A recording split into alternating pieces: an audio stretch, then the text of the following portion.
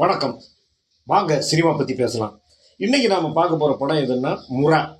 அதாவது அமேசான் பிரைமில் என்னோட நண்பர் ஒருத்தர் சொன்னார் இந்த படம் பாருங்கள் நல்லா இருக்கு அப்படின்னாங்க. நானும் பார்த்தேன்.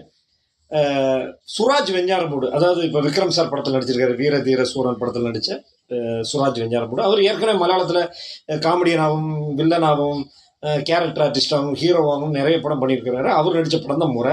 ஆனால் அவர் மட்டும்தான் அவரை வச்சு தான் ட்ராவல் பண்ணுறாங்கன்னு பார்த்தா அவரும் படத்தில் ஒரு முக்கியமான கதாபாத்திரம். இன்னொரு 4 பசங்க அவங்களும் படத்தில் முக்கியமான கதாபாத்திரம் பண்ணியிருக்கிறாங்க.